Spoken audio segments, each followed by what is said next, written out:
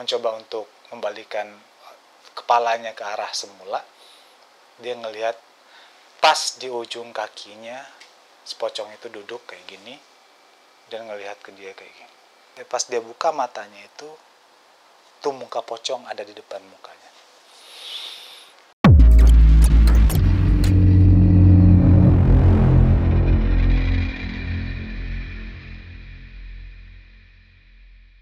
Hai sob, selamat datang di channel Wadi Jime. Saat ini kalian sedang menyaksikan playlist horror paranormal experience channel Wadi Jime. Setelah kemarin gue menceritakan bagaimana pengalaman mistis gue di tempat tinggal gue selama kuliah, nggak afdol rasanya kalau gue tidak menceritakan kisah-kisah mistis yang dialami oleh teman-teman gue yang tinggal di sana juga. Seperti yang gue info sebelumnya itu, kita tinggal di sebuah perumahan yang mana dulu ini adalah bekas lokasi tempat di mana orang-orang membuang mayat, bekas-bekas pembunuhan. Jadi ya terlepas benar atau enggak, ya seperti itulah yang dipercaya oleh masyarakat di sana. Termasuk juga kita mahasiswa yang tinggal di sana. Gue tidak berusaha untuk ngasih efek buruk ke sebuah tempat tinggal yang terlibat di dalam cerita ini. Jadi ya disclaimer sebelumnya, cerita yang gue tampilkan di sini ini adalah tujuannya menghibur. Apapun yang kemiripan yang terjadi di cerita ini itu hanya sebuah kebetulan. Tapi untuk video kali ini gue bakalan berusaha, ada beberapa nama yang gue sebut namanya nama asli dan ada nama samaran. Karena memang terlepas entah itu gue lupa namanya atau untuk menjaga privasi dari orang yang pernah menceritakan cerita ini ke gue. Well, seperti yang gue bilang tadi, tempat gue tinggal itu ada blok-bloknya A, B, C, D. A, B itu cewek, C, D itu cowok. Dari setiap A dan B itu terdiri dari 7 rumah yang dibagi 2. Jadi 1A, 1B, 1C, 1D. Jadi kayak gitu. 2A, 2B gitu. Sorry. Benar, ya benar lah seperti itu. Jadi satu rumah itu ada dua pintu. Dalam satu pintu itu ada 2 kamar. Nah, luas satu rumah itu, kalau gue nggak salah ingat itu panjangnya 5, lebarnya 4. Dalam satu rumah itu terdapat 2 kamar yang luasnya masing-masing 2x2 dari ujung depan dan ujung belakang. Di tengah-tengah antara kamar ini 1 meter kali 1 meter itu dijadikan toilet, tempat mandi, tempat buang air besar dan segala macam. Pintu kamar ini berhadapan langsung di antara kamar mandi. Jadi kita bisa langsung berhadap. Jadi ketika kita masuk itu langsung ruang tamu yang luasnya mungkin 3x2. Yang belakang itu dijadiin dapur 1 kali 2 meter itu jadi dapur, dibatasi antara ruang tamu dan dapur itu memang dibangun dinding dan disediain cuman celah untuk masuk ke dapur, dan langsung dari dapur itu ada pintu belakang. Di pintu belakang itu ada teras juga yang kita gunakan sebagai tempat nyuci piring atau nyuci baju, karena memang kita di situ inisiatif untuk membuka dari saluran air, kita bikin keran sendiri di mana kita bisa nyuci piring dan nyuci baju di sana. Nah, seperti itulah kondisi setiap rumah itu sama. Yang bedanya cuma posisi kamarnya aja gitu. Nah, cerita yang bakalan gue ceritakan ke kalian ini berasal dari teman-teman gue yang pernah tinggal di situ. Kejadian mistis itu sering terjadi di antara 6 dan 7, karena menurut orang-orang di sana 6 dan 7 itu adalah lokasi di mana tempat perlintasan atau tempat jalur keluar masuknya makhluk tak kasat mata. Cerita yang bakalan gue kasih tahu pertama itu gue dengar dari salah satu kakak tingkat gue, perempuan yang bisa kalian tebak tinggalnya ya di B. Dia tinggal di 6B, berarti berseberangan dengan gue, belakang-belakang. Jadi kita tuh sering kalau kita lagi entah nyuci piring atau nyuci baju itu bareng-bareng kita cerita-cerita. Gue ingat banget ketika kakak tingkat ini, mahasiswi ini cerita ke gue, karena memang ya iseng-iseng aja sih, kita saling nanya selama tinggal di sini kejadian apa gitu. Nah, makanya dia cerita di situ. Untuk tokoh pertama kali ini gue bakalan ngasih nama samaran karena gue juga lupa, nggak terlalu ingat namanya siapa. Kita sebut aja namanya Indah. Indah ini mahasiswi yang istilahnya itu satu tingkat di atas gue, jurusannya juga berbeda. Tapi selama tinggal di situ ya kita kadang-kadang cuman ketemu beberapa kali, karena dia termasuk orang yang pemalu juga ya. Ya, rata-rata mahasiswa yang tinggal di sana itu gimana ya? Mahasiswi yang tinggal di sana itu lebih dominan mahasiswi-mahasiswi yang hijaber. Karena memang perumahannya itu diperuntukkan namanya aja perumahan Muslim. Enggak, ya bukan berarti nggak ada non-Islam yang tinggal di sana, ada juga, tapi pada saat itu memang rata-rata diisi oleh orang-orang yang beragama Islam. Jadi cewek-ceweknya pada kebanyakan pakai hijab. Si Indah ini juga kayak gitu. Pertama kali sih gue yang nanya, pernah nggak sih ngalamin sleep paralysis kata orang itu, atau rep-repan atau ketindihan itu? Gue tanya, oh pernah banget. Ya terus gue cerita dong, gue pernah nih kayak gini kemarin. Tiba-tiba gue ngelihat kayak ini gitu. Nah dia cerita, tiba-tiba karena kita udah sering ngumpul, sering cerita, diceritain dong. Cerita dia itu sekaligus dia ceritain sih sebenarnya menurut ke gue. Pertama kali dia mengalami hal tersebut adalah, jadi ketika tahun pertama dia masuk ke perumahan ini, jadi istilahnya itu satu hal sih yang dia jelasin ke gue, dia mengalami kondisi kayak gitu ketika dia dalam fase datang bulan atau menstruasi. Selain fase itu dia nggak pernah mengalami. Jadi dia rutin tuh, kadang-kadang satu kali dalam satu semester itu dia pasti mengalami hal kayak gitu. Kalau ngomong sleep paralysis sering ya, tapi cuman yang dia melihat penampakan, ya pasti dia melihat penampakan satu kali dalam satu semester atau satu tahun dia pasti ngalamin. Pertama kali dia ngalamin yang melihat itu adalah ketika dia dalam fase menstruasi. Berbeda dengan yang gua lihat, yang dia lihat itu adalah makhluk yang masih belum unboxing. Kalau kasarnya pocong, dia ngelihat pocong. Jadi momen ketika dia ngeliat itu adalah beda dengan gue. Pengalaman gue itu jarang banget malam. Kejadian gue pasti siang gitu. Kalau dia selalu malam. Saat itu dia lagi datang bulan, tiba-tiba dia kebangun tengah malam, terus tiba-tiba pengen buang air besar, pokoknya pengen ke toilet gitu. Pas dia bangun itu, dia nggak bisa bergerak, nggak bisa ngapa-ngapain. Dia berusaha, antara tidur dan enggak, dia berusaha duduk nggak bisa. Tapi akhirnya dia bisa menggerakkan badannya agak sedikit miring. Tapi pas dia berhasil memiringkan badannya itu, jadi posisi tempat tidurnya ini langsung mengarah ke lemari. Jadi fasilitas yang kita dapatkan dari perumahan ini adalah itu kita dikasih lemari, dikasih tempat tidur yang ada dikasih dipan, terus dikasih meja satu untuk belajar. Nah kondisinya masih seperti itu. Kalau gue kan beda, dipan itu gue gergaji kakinya, jadi tempat tidur gue itu langsung ke lantai gitu loh. Tapi dia masih ada dipannya, masih ada kakinya. Nah ketika dia memalingkan mukanya kayak gitu, jadi wajahnya itu langsung melihat ke arah lemari. Ketika dia menggerakkan kepalanya, otomatis matanya melihat ke arah atas lemari. Kalau gue waktu itu kardus komputer itu kan gede, gue taruh di atas. Jadi segitulah tingginya, lumayan tinggi lah ya. Kalau duduk di atas lemari juga masih ada space. Nah ketika dia ngelihat ke atas lemari itu, dia ngelihat pocong duduk kayak gini. Tapi itu nggak ngelihat ke dia kayak gini aja. Sambil goyang-goyang. Dia ngeliat kayak gitu. Itu pertama kali dia ngeliat. Kaget lah, pasti kaget. Itu pertama kali dia ngeliat kayak gitu. Nah dia langsung cerita ke nyokapnya. Besoknya dia mau pindah kata dia. Terus nyokapnya bilang kayak gini, ngapain sih kayak gitu? Keluarganya cukup rohani ya, keluarganya cukup taat dalam beragama. Kamu sholat aja, kamu berdoa aja, ngaji-ngaji. Nah itulah dia yang lakuin. Tapi ada momen wanita itu yang memang tidak diperkenankan untuk sholat ya. Nah saat itulah kejadiannya, dia selalu terjadi saat momen dia nggak bisa sholat. Kali kedua dia ngelihat adalah kondisinya sama, karena memang untuk menghindari penglihatan seperti itu, dia memindahkan lemari itu ke ruang tamu. Ruang tamu kan luas tuh. Jadi dia naruh lemari itu. Jadi kita mahasiswa tuh bebas mau bikin rumah itu kayak gimana dalamnya gitu. Jadi dia naruh lemari itu di ruang tamu.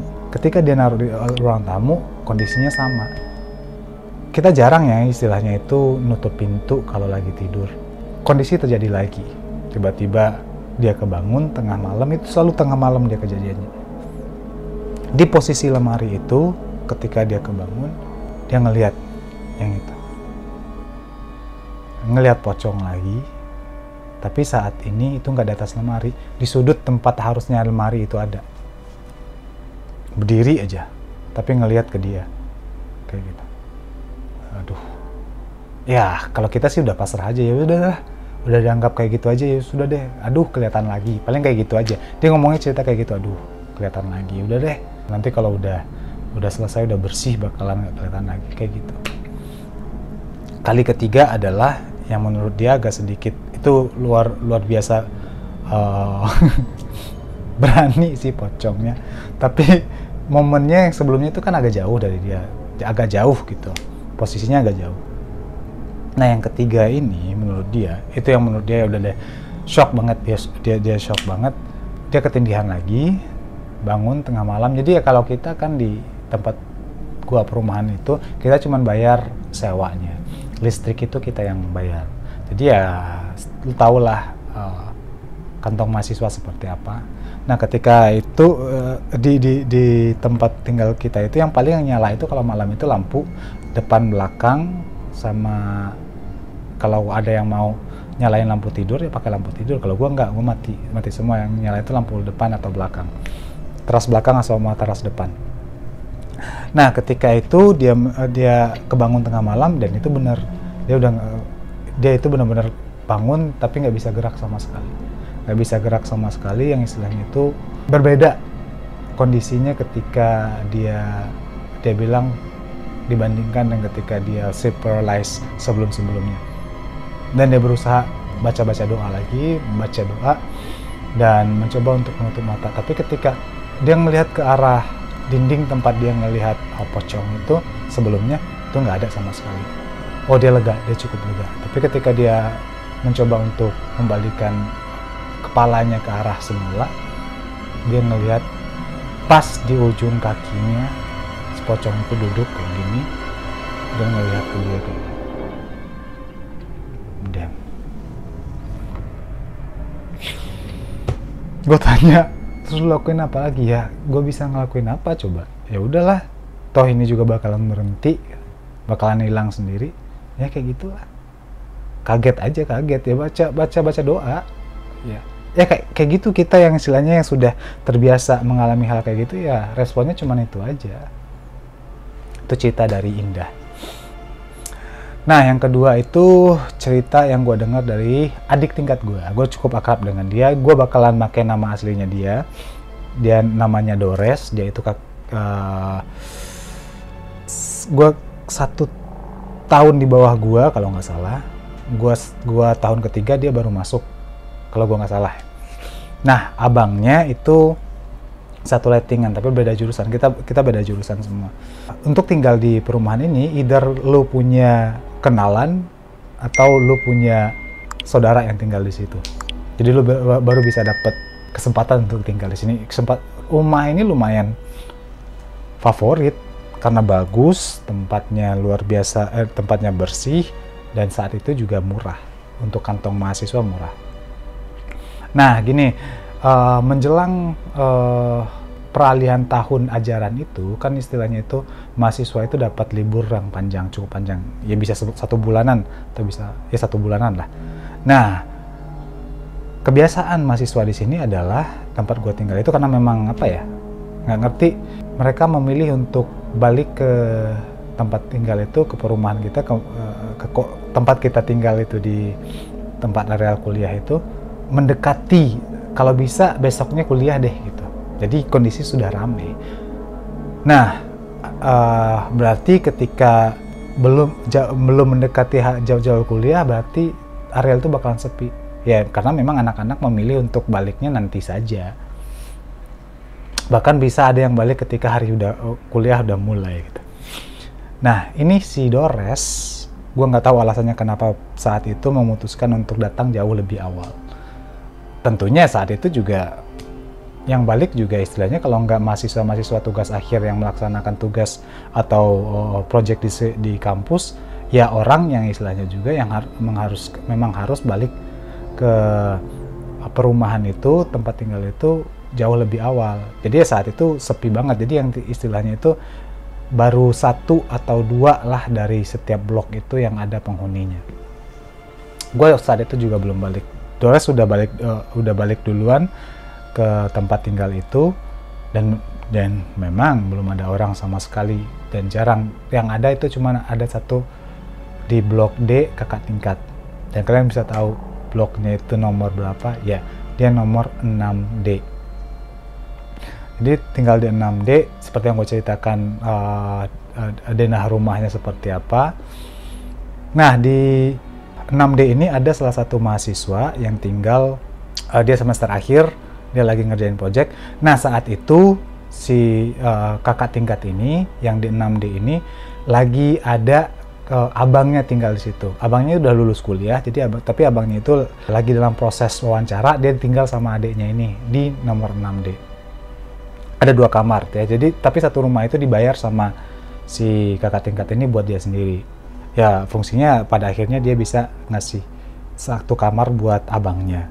Karena memang saat itu sepi, nggak ada orang, dan satu hal lagi juga, kalaupun ada, itu juga mahasiswa baru yang si Doras nggak terlalu kenal gitu. Jadi dia memutuskan untuk tinggal nih sama si abang ini di 6D. Pas malam ketika dia hari pertama datang, karena dia nggak mau tinggal sendiri, Doras ini tinggal kalau nggak salah 8D atau 7D, gue lupa. Pokoknya di situ dia tinggal, karena memang dia nggak tinggal bareng abangnya ya, abangnya tinggal sama orang lain, dia tinggal sama orang lain juga. Jadi ya kamar teman serumahnya belum datang, dia memutuskan untuk tinggal sama kakak tingkat ini. Long story short, dia tidur di kamar belakang, bagian belakang di 6D. Kalau di tempat tinggal kita itu belum ada AC ya, jadi kita tidur tuh pakai kipas angin. Nah, kipas angin itu kan kadang-kadang kalau udah lama itu berbunyi, dan kadang-kadang juga tiba-tiba suka mati sendiri. Nggak tahu tengah malam tiba-tiba dia ngelihat sebelum dia tidur itu si abang ini masih main PlayStation di ruang tamu. Jadi ya satu-satunya orang yang punya PlayStation saat itu di tempat kita itu ya si abang ini, si kakak tingkat ini. Dia main PlayStation di situ. Terus si abang ini ngomong kayak gini, "Lu tidur aja di kamar belakang, gue nanti di luar." Nah, satu hal sih yang kalau kita dulu tidur di luar itu biasanya kita pasti ada, kalian tahu nggak sih yang kasur-kasur busa yang kecil, yang tipis banget itu. Nah itu kita pakai itu dulu. Sebelum dia tidur sih dia ingat kalau kasur busa itu didiriin di samping rumah, di sudut rumah gitu, di sudut rumah yang di samping kaca depan, jendela depan. Jadi ya terlihat berdiri kayak gitu. Nah itu kayak berdiriin di situ. Karena si abang ini juga masih main game, dia tidur ke kamar, dia masuk ke kamar belakang. Jadi ketika dia tidur itu kepalanya itu bisa ngelihat langsung si abang main di ruang tamu gitu loh.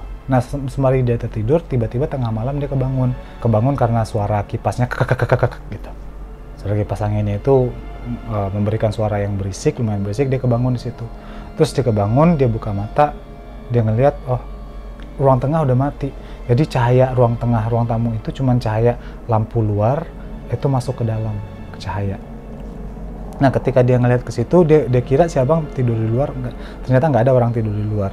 Terus tiba-tiba dia pandangannya mengarah ke kasur lipat, kasur tipis yang digulung di sudut rumah. Dia ngelihat, terus dia fokusin, kok ada yang aneh dengan kasur itu gitu. Kasurnya itu ada ingatannya, kok ada kayak muka gitu. Dia ngeliat kayak gitu lagi, anjir, ternyata yang dilihat itu pocong. Dia ngeliat pocong berdiri di sudut dimana tempat kasur yang tadi menurut dia itu kasur. Karena dia berusaha ngeliat itu kasur atau apa sih, itu kasur atau pocong, itu kasur atau pocong. Dia mikir kayak gitu, itu kasur atau pocong sih. Dia ngeliat kayak gitu, ternyata pocong, anjir. Pocong, astagfirullah, dia kaget. Terus dia langsung nenggelamin mukanya ke bantal tidur, dan dia nggak mengubah arah tidurnya, karena pikirannya saat itu kalau gue gerak terus si pocong kan ngelihat gue, terus dia mikir gue tahu kalau ngelihat dia gitu kan. ditutup matanya kayak gitu kan. Terus pada akhirnya dia mencoba lagi, enggak, gue salah lihat, gue salah lihat. Dia ngomong kayak gitu sambil istighfar. Terus perlahan-lahan dia balik lagi, terus dia lihat ke arah dari sudut mata gitu, dia ngeliat ke arah sudut rumah itu. Dia mencoba untuk ya seolah-olah ngintip gitu, ngintip kayak gitu. Pas dia buka matanya itu, tuh muka pocong ada di depan muka. Itu yang Dores ceritain ke gue. Ini Dores nih kalau ngeliat ntar Dor kabarin abang, terus bang itu keliru, ceritanya bukan seperti itu, kasih tahu abang. Nanti kita bakalan ceritain lagi secara detail gimana ceritanya. Itu cerita dari Dores. Nah, terlepas bener atau enggak itu cerita Dores ya ke gue. Tapi menurut gue cukup menarik untuk gue ceritain lagi. Nah, cerita yang ketiga adalah cerita yang berasal dari kakak tingkat gue, satu jurusan dengan gue, tapi dia 1 tahun di atas gue. Namanya Karina, Barina. Mbak, kalau Mbak ngeliat video ini nanti juga sama kayak Dores, kalau keliru kasih tahu gue juga. Gue minta izin nih ngasih nama asli, nyebut nama asli di sini. Oke, Barina ini kakak tingkat gue, yang istilahnya tuh saat itu udah menjelang tahun akhir ya. Gue udah tahun ketiga, dia udah tahun keempat kali. Barina ini mempunyai project yang harus dilaksanakan berkelompok. Satu kelompok kalau nggak salah itu berempat, itu dengan teman-teman ceweknya satu angkatan yang lain. Nah, saat itu Mbak Rina mau ngerjain deadline nih. Jadi mereka janji menyelesaikan project ini di tempat tinggal temennya, yang which is nggak jauh dari tempat tinggal kita, perumahan mahasiswa yang kita tinggalin. Dan kalian ingat ya, Marina ini tinggal di 7B. Jadi Marina ini cerita ke gue nih ketika ya, kadang ini kita sebagai mahasiswa ya, gue lagi gabut, buka pintu terus ngeliat ada senior atau teman yang gabut juga, ya kita cerita dari pintu belakang itu, saling cerita aja kayak ibu-ibu ngegosip gitu. Nah, momen itulah Mbak Rina cerita ke gue cukup dekat dengan Mbak Rina, kadang gue bantuin ngecat tempat tinggalnya dia gitu loh. Ya kita sama kayak gitulah, karena memang akrab banget, akrab sesama mahasiswa lalu saling akrab. Nah, Mbak Rina ini cerita saat itu mereka berempat mau ngerjain deadline. Jadi ya ada salah satu siswi atau anggota kelompoknya itu yang tinggal agak jauh, memang tinggal di rumahnya, karena memang sebagian mahasiswa itu memutuskan untuk tinggal di perumahan-perumahan yang memang disediakan untuk mahasiswa di situ, disewakan untuk mahasiswa di situ. Ada juga memang orang-orang yang memang asli di situ, tapi rumahnya agak jauh dari universitas, dari kampus, jadi mereka harus bolak-balik gitu. Nah, itu membutuhkan sekitar 1 jam lah dari tempat dia ke kampusnya kita. Dan mereka memutuskan untuk, Mbak Rina ini memutuskan untuk menyelesaikan tugas itu di tempat tinggal dua temannya ini tinggal di tempat yang sama, nyewa rumah yang sama gitu loh. Jadi si cewek yang tinggal agak jauh ini lebih baik ngerjain di sini, dia nginep di sini, besok ke kampus bareng-bareng dari tempat tinggalnya dua temannya ini. Nah, Rina ini sebelum dia berangkat ke tempat dua orang ini, dia SMS temannya, lu berangkat kapan, jam berapa sih, ini gue juga udah mau berangkat. Terus temannya ini balas SMS-nya, ya ini bentar lagi gue mau berangkat nih, gue mau siap-siap dulu. Saat itu ketika Rina sudah menerima SMS kayak gitu, ya dia perkirakan waktunya, jadi dia jam 4 udah berangkat ke tempat teman yang berdua ini. Pas Rina nyampe di situ, ternyata temennya yang SMS dia tadi itu udah nyampe di situ. Nah, terus pas Rina ketemu, dia nanya, oh lu cepet juga nyampenya di sini. Iya, jalanan lancar, dia ngomong kayak gitu. Ya udah, nggak masalah lagi. Jadi mereka fokus dengan tugas sampai saat udah mau selesai sholat maghrib. Dua temannya ini tadi selesai sholat, balik lagi lanjut mengerjain kerjaan. Terus Rina dong yang akhirnya dia sholat juga. Pas dia balik sholat, dia ngecek HP. Jadi selama ngerjain tugas itu nggak ada ngecek HP. Terus dia baca chat dari temennya, SMS dari temennya yang tinggal jauh itu. Dia ngechat, sorry, gue nggak jadi datang ke tempat kalian malam ini. Ada tugas mendadak, ada keperluan urgent gitu. Sorry ya, gue cancel gitu. intinya SMS-nya pemberitahuan kalau dia nggak jadi ke situ. Rina bingung dong. Nah, ini maksudnya apa sih? Pas Rina chat balik, maksudnya apa sih? Itu kan Rina masih istilahnya baru selesai sholat. Terus itu sholat di kamar. Anak-anak ini ngerjain di luar. Terus maksud lu apaan sih? Lu salah kirim gitu. Karena memang SMS itu datangnya nggak lama setelah Rina nyampe di rumah, dan dia nyampe di rumah temennya, tapi dia nggak ngecek teks lagi karena memang udah sibuk ya. Dia HP ditaruh di dalam tas. Nah pas sholat dia iseng ngechat HP, terus dia ngeliat kirimannya itu udah nggak lama setelah dia datang gitu. Maksudnya lu salah kirim gitu.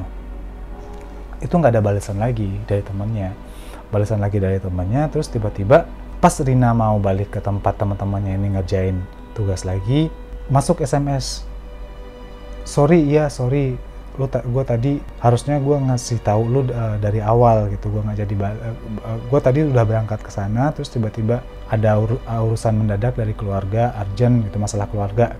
Rina kaget dong kayak gini, terus dia ngeliat temennya yang which is orang yang SMS ini itu masih ngerjain tugas meja bareng dengan orang ini. Terus Rina balik lagi ke kamar, dia SMS temennya yang dua, gue terima SMS kayak gini dari si ini. Anggap aja nama temennya yang nggak jadi datang ini Rika ya. Gue dapet SMS dari Rika kayak gini. Terus temen yang berdua ini bales dong, lah ini kan Rika bareng kita. Maksudnya apaan sih? Ya gue nggak ngerti juga katanya. Yaudah deh, lu kesini gitu, kata temen yang berdua. Langsung Rina dong balik ke situ. Udah selesai Rina kayak gitu, terus ini kan tiga orang ini, Rina sama dua teman ini yang selain si Rika ini udah bingung dong kayak gimana nih, ini siapa nih, ini maksudnya gimana sih ya gitu loh. Udah bingung, nggak ngerti mau ngapain. Nah pada akhirnya si Rika tiba-tiba ngomong, kalian bengong aja deh dari tadi, selesaiin dulu tugas kita. Oh iya gitu loh. Rina refleks pas dia naruh HP di meja, penanya jatuh, ballpointnya jatuh. Pas ballpointnya jatuh itu, Rina nunduk ngambil ke bawah. Pas dia ngambil ke bawah itu kan ngeliat kaki si Rika. Dia ngeliat kaki si Rika, dia kaget aja. Kaget, terus itu lama dia ke atasnya. Terus dia balik ke atas. Dia bingung mau ngapain, terus dia naruh ballpointnya. Dia ngambil HP, dia SMS dua temannya ini. Lu lihat dong ke bawah meja, refleks. Temennya udah ngerti kan, yang berdua ini. Refleks berdua ini juga karena memang si Rika ini duduknya posisinya itu dekat dengan dua orang temennya ini selain Rina. Pas dia bisa ngeliat kayak gini aja, anjir. Terus dia kaget, bingung mau ngapain. Nah Rina mungkin saat itu kondisinya sifat asli manusia itu bakalan bisa kelihatan kalau dalam kondisi terdesak ya kan, kondisi kepepet. Rina ngakuin sih dia egois saat itu. Terus tiba-tiba ini gue harus balik sekarang deh, ini nanti aja kita lanjutin di kampus ya, gue ada keperluan mendadak nih ke kampus ke balik karena teman gue butuh gue saat ini balik, ada yang mau gue kerjain gitu. Yang dua orang ini ngomong, lu balik, jangan balik dulu dong, jangan nanti aja baliknya. Terus enggak, gue baliknya. Pokoknya berdebat nih yang bertiga ini sama Rina, kecuali Rika ya. Terus tiba-tiba Rika ngomong diam, duh kalian kenapa ribut sih, kamu kenapa buru-buru balik, kata dia ke Rina. Suasana terdiam sejenak.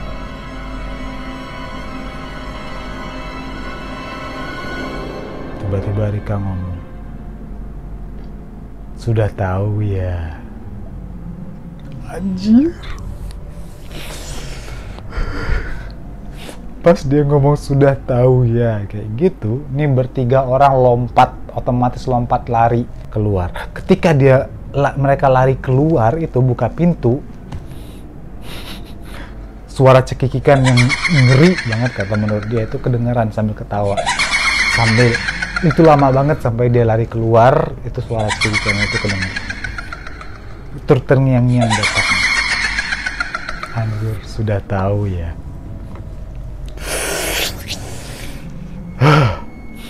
Itulah cerita dari Mbak Rina.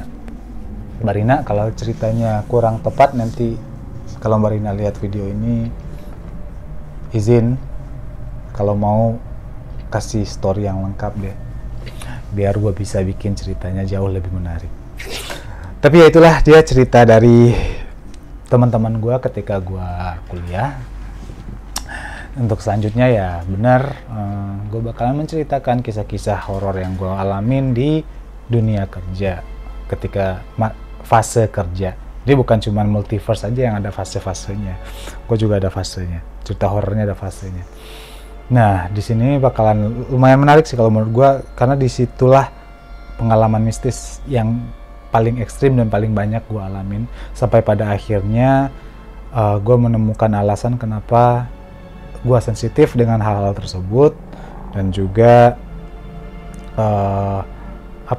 ada beberapa rahasia-rahasia dari keluarga gue kenapa gue bisa mengalami hal-hal kayak gini. So jika menurut kalian cerita ini cukup menghibur kalian, silahkan berikan tombol likes-nya juga, share ke teman-teman kalian biar kita sama-sama merinding bareng. Dan jangan lupa juga please subscribe channel ini supaya bisa supaya gue bisa monetize channel ini juga, dan akhirnya dimana jika gue sudah bisa monetize, bisa menghasilkan, gue juga bisa berbagi ke kalian. Ya, kita saling berbagi. Jangan lupa, makanya gue pengen kalian tuh subscribe, like, tonton videonya sampai habis biar cepet deh kita bisa sama-sama berbagi di channel ini dan saling bantu. Oke, dan itulah akhir dari video hari ini. Jika menurut kalian ada hal-hal yang mesti diperbaiki di video ini, jangan sungkan-sungkan memberikan masukan kalian di komentar di bawah. Dan tetap selalu bahagia, tetap selalu positif, dan memberikan kebaikan dimanapun, kapanpun, dan ke siapapun. Untuk itu, sampai jumpa di video selanjutnya, dan tetap bahagia dan jaga. Ya udah deh, gitu aja. Bye bye.